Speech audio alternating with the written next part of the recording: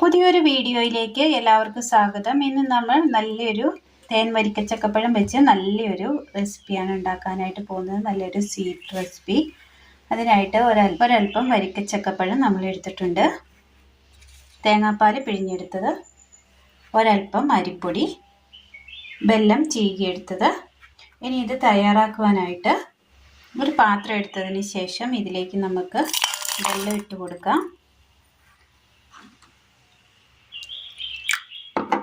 ഒരൽപ്പം വെള്ളം കൂടി ഒഴിച്ചു കൊടുത്ത് ഇത് നന്നായി ഒന്ന് ഉരുക്കിയെടുക്കാം. വെള്ളം ഉരുക്കുവാനായിട്ട് അടുപ്പത്ത് വെച്ച് കൊടുത്തതിന് ശേഷം നമുക്ക് ഈ ചക്കച്ചുള ഒന്ന് അരിഞ്ഞെടുക്കാം. ഒരു 10 ചക്കച്ചുളകൾ നമ്മൾ അരിഞ്ഞ് മിക്സിയുടെ ജാറിലേക്ക് ഇട്ട് കൊടുത്തിട്ടുണ്ട്. ഇനി ഇത് നന്നായി ഒന്ന് അടിച്ചെടുക്കാം. വെള്ളം അടുപ്പത്ത് വെച്ച് കൊടുത്തത് നന്നായി ഒന്ന് തിളച്ച് ഒന്ന് അലിഞ്ഞ് വന്നിട്ടുണ്ട്. നമുക്കിനി തീ ഓഫ് ചെയ്യാം, ഒന്ന് തണുപ്പിച്ചെടുക്കാം. ചക്ക നല്ലതുപോലെ നമ്മൾ അരച്ച് കൊണ്ടുവന്നിട്ടുണ്ട്. ഇനി നമ്മൾ എടുത്തിരിക്കുന്നത് മിക്സിയുടെ വലിയ ജാറാണ്. ഈ ജാറിലേക്ക് നമുക്ക് തേങ്ങാപ്പാൽ ഒഴിച്ചു കൊടുക്കാം. ഇതിലേക്ക് ഒരൽപ്പം അരിപ്പൊടി കൂടി ഇട്ട് കൊടുക്കുകയാണ്. ഇത് വറുത്തെടുത്ത അരിപ്പൊടിയാണ്. ചക്ക കൂടി ഇട്ട് കൊടുക്കാം. അരച്ച് കൊണ്ടുവന്ന ചക്ക ഇട്ട് കൊടുക്കുകയാണ്.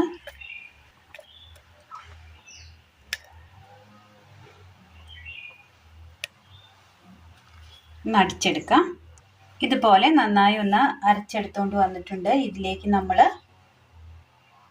ഉരുക്കിയെടുത്ത ശർക്കര പാനി കൂടി ഒഴിച്ചു കൊടുക്കാം.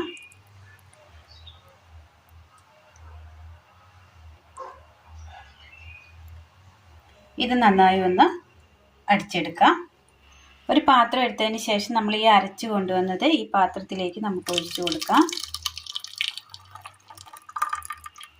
പോലെ ഇത്രയും മതി, ഒരുപാട് ലൂസ് ആവരുത്. ഇനി ഇതിലേക്ക് നമ്മളൊരൽപ്പം ജീരകം വറുത്തതും ഏലക്ക വറുത്തതും കൂടി പൊടിച്ചതാണ് ഇട്ട് കൊടുക്കുകയാണ്. നന്നായി ഒന്ന് മിക്സ് ചെയ്യാം. ഇനി ഇത് നമ്മൾ നന്നായി ഒന്ന് മിക്സ് ചെയ്തെടുത്തിട്ടുണ്ട്. ഇതേപോലെ നമ്മൾ 1 മണിക്കൂർ ഒന്ന് ഇത് വെച്ച് കൊടുക്കണം. ഇതുപോലെ ഒന്ന് മൂടി വെച്ച് കൊടുക്കാം 1 മണിക്കൂർ. പാത്രത്തിൽ നമ്മൾ നെയ്യ് പുരട്ടി വെച്ചിട്ടുണ്ട്. നെയ്യ് പുരട്ടി വെച്ചിരിക്കുന്ന പാത്രത്തിലേക്ക് ഇത് ഒഴിച്ചു കൊടുക്കാം.